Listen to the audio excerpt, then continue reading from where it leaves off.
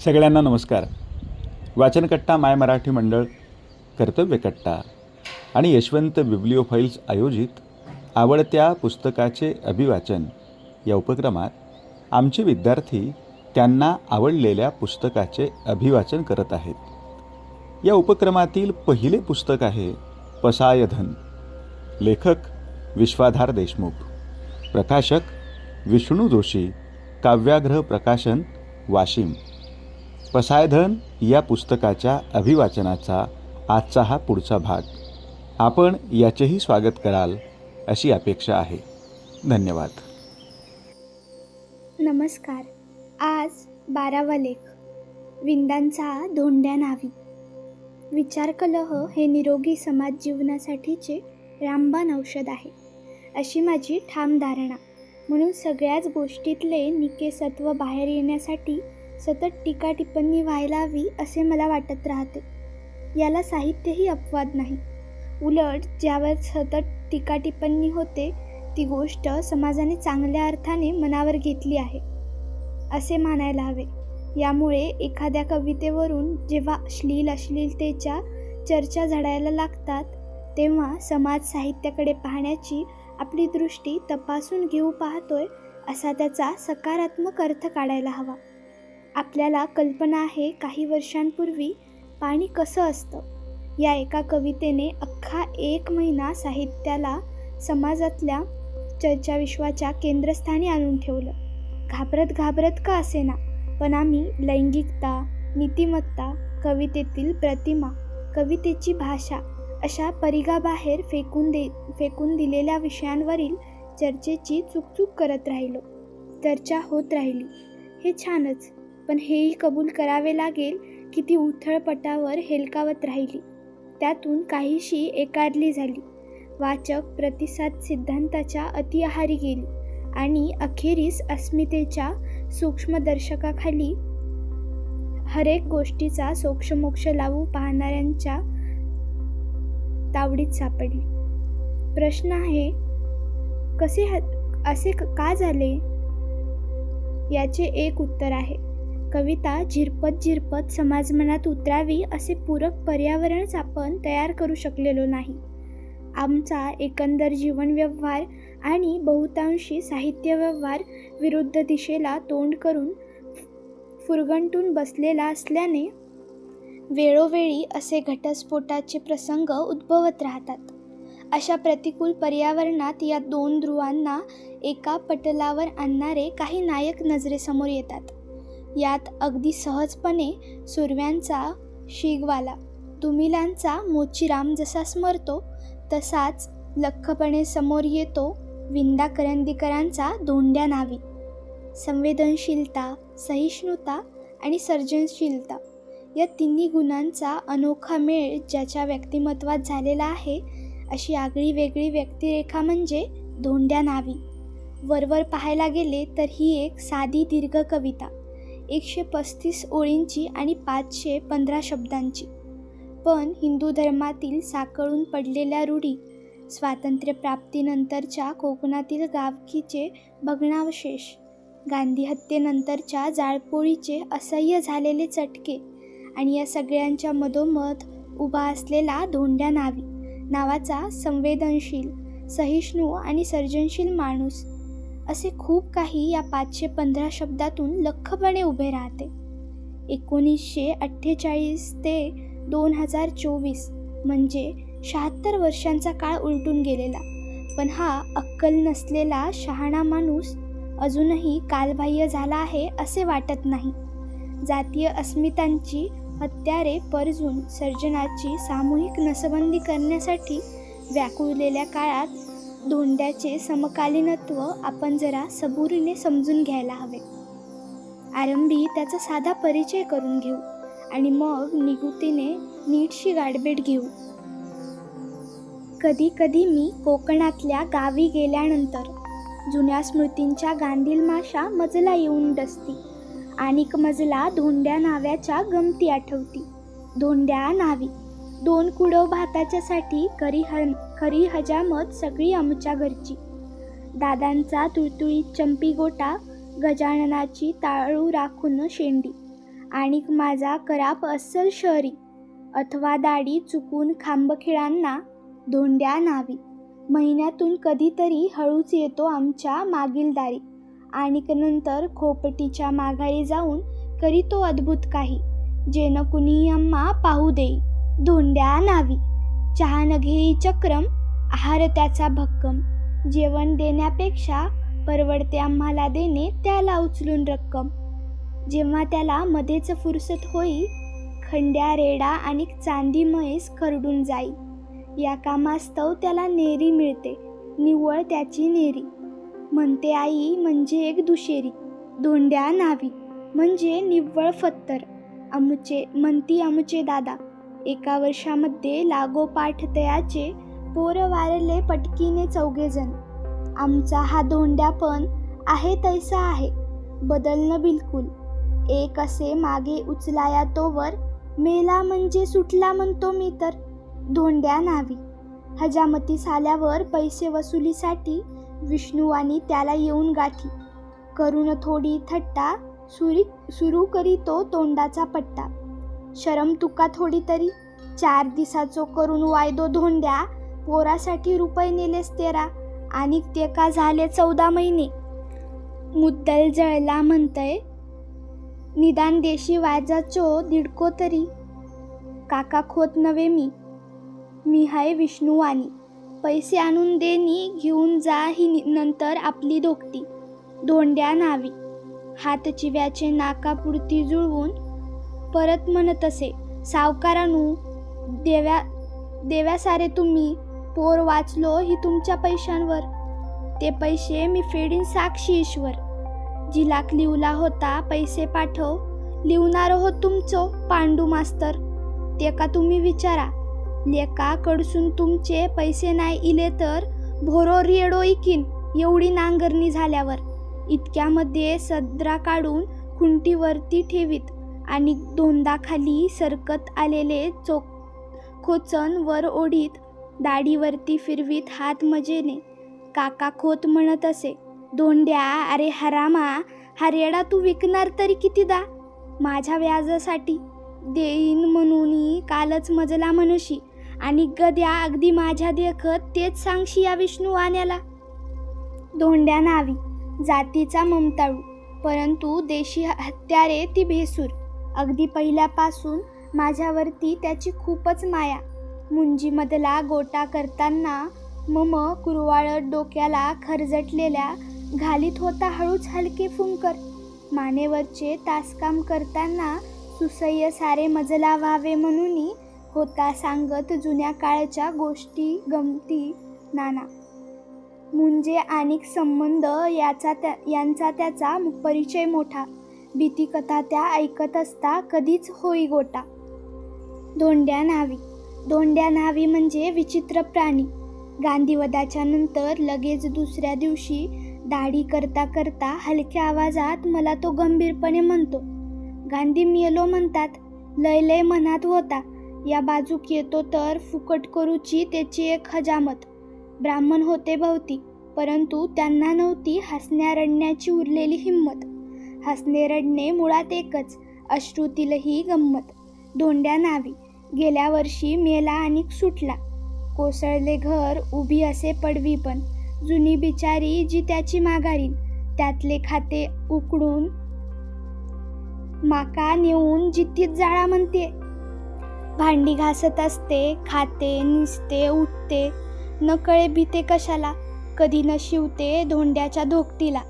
पडवीतील एकुलत्या खुंटीभोवती पिळवटुनी आपुल्या पट्ट्याचा घालून या विळखा धोकटी घेत विसावा.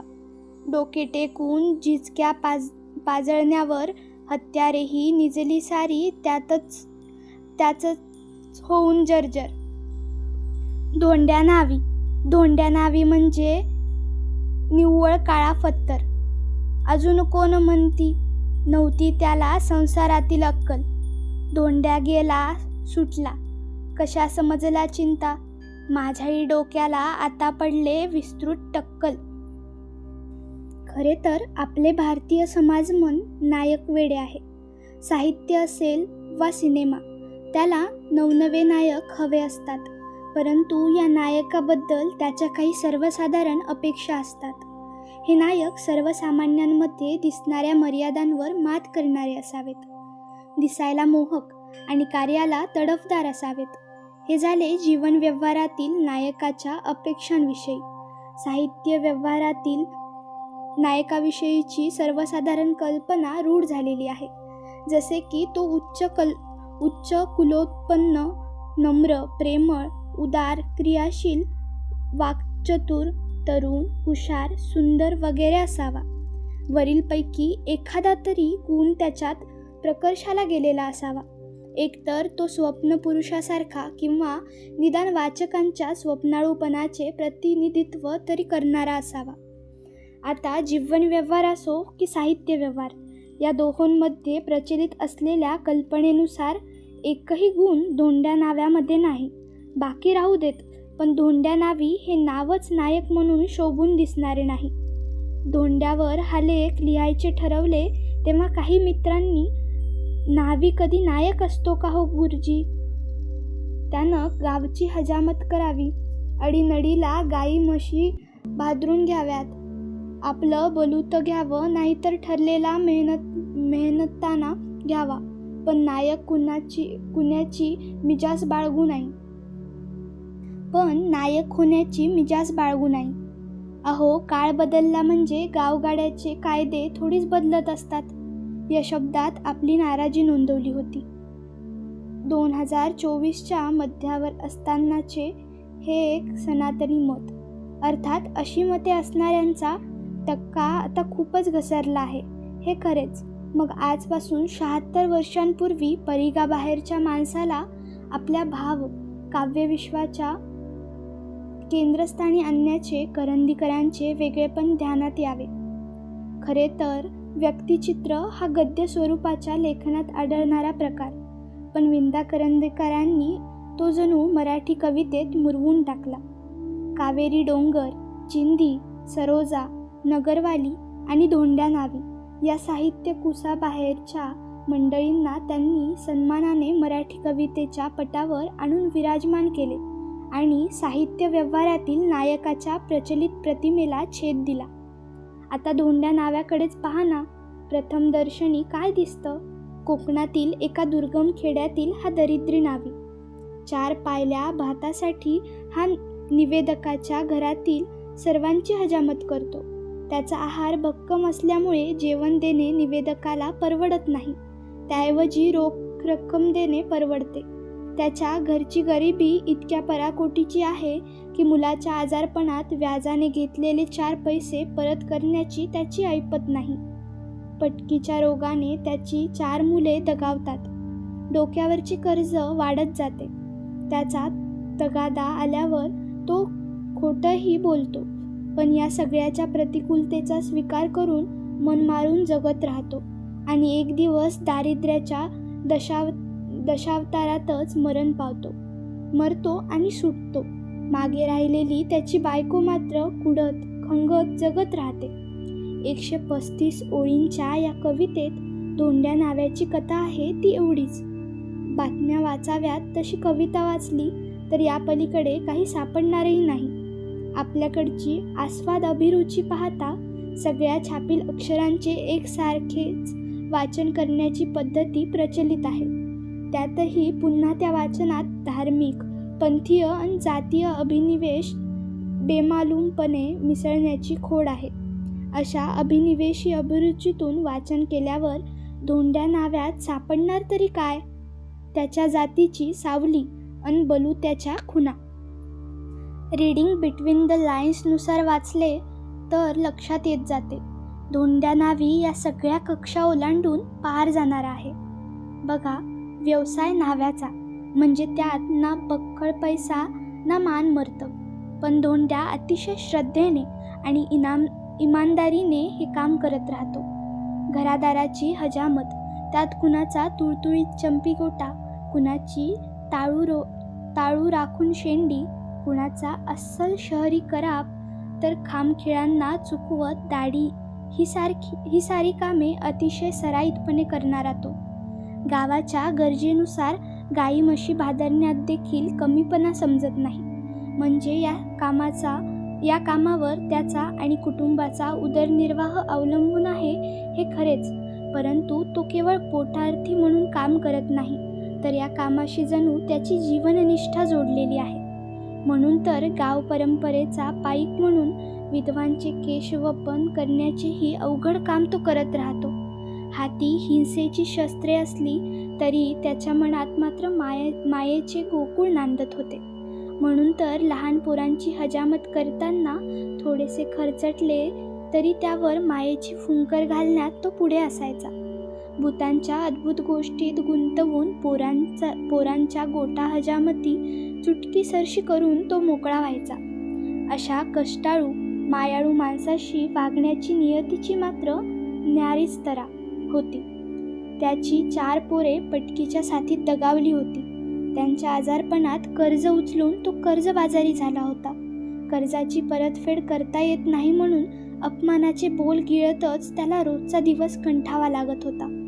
थोडक्यात धोंड्या नावी चोहोबाजूंनी आवळून टाकणाऱ्या प्रतिकूलतेत अडकला होता. पण या सर्वव्यापी संकटांनी तो मोडून पडला नव्हता किंवा त्याच्या आतली ओलही हरवली नव्हती.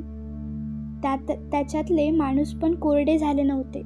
इवल्या बावल्या अनुभवांनी माणसे क्रूर होत असताना इतकी विपरीतता असूनही त्याच्या वागण्यात कडवटपणा आला नव्हता. उलट एक हळवे मार्दव त्याच्या वागण्या बोलण्यातून सारखे पाझरत राहायचे. या मार्दवाचे चित्र कवितेत खूप नेमकेपणाने आले आहे. धोंड्या नावी म्हणजे विचित्र प्राणी. गांधीवधाच्या नंतर लगेच दुसऱ्या दिवशी दाढी करता करता हलक्या आवाजात मला तो गंभीरपणे म्हणतो, गांधी मेलो म्हणतात, लय लय मनात होता, या बाजूक येतो तर फुकट करूची त्याची एक हजामत. एक दमडी कनवटीला बांधून जगणारा धोंड्या हजामत करो अथवा गाई म्हशी भादरो, रक्कम नाही तर न्याहारी घेणारा धोंड्या. पण गांधींबद्दल त्याच्या मनात आदर आहे. त्याने गांधीला कधी पाहिलेले नाही. गांधी कसा दिसतो, त्याच्या डोक्यावर केस कसे आहेत याचीही त्याला कल्पना नाही. पण आपल्या देशासाठी त्याने जे केले आहे त्याबद्दलची कृतज्ञता म्हणून गांधीची हजामत फुकट करून द्यायची त्याची मनस्वी इच्छा होती. मात्र त्याची ही इच्छा काही फलद्रूप झाली नाही. त्या अगोदरच गांधींची हत्या झाली. याबद्दलची खंत धोंड्याच्या मनात मात्र कायमची राहून गेली आहे. अनेक इच्छा आकांक्षाचं गाठोडं धोंड्याच्या उरात तसंच राहिलं. गावगाड्याने गरजेला कर्ज दिले, पण त्याच्या श्रमाला योग्य किंमत आणि भावनांना यथोचित मान मात्र दिला नाही. नंतरच्या 76 वर्षात ओस पडलेली गावे आपण पाहतोय. याला अन्य अनेक कारणे आहेतच, पण गावाला अलुतेदार बलुतेदारच्या श्रमाचे मोलच न उमगणे हे मोठे कारण आहे. धोंड्या मेला आणि सुटला असे कवी म्हणतोय ते यासाठीच. गावगाड्यासाठी झटणाऱ्या सगळ्या अलुतेदार बलुतेदारांचे प्रातिनिधिक चित्र करंदीकरांनी धोंड्याच्या रूपाने रंगवले आहे. यामुळे कुणाला आवडो अथवा न आवडो, धोंड्या नावी या नायकाची माझ्या मनातील प्रतिमा अगदी पक्की आहे. म्हणून तर विंदा करंदीकरांची ही कविता मनामनात आणि धोंड्या आपल्या जीवनात खोलवर उतरत जावा ही भावना कायम आहे. धन्यवाद.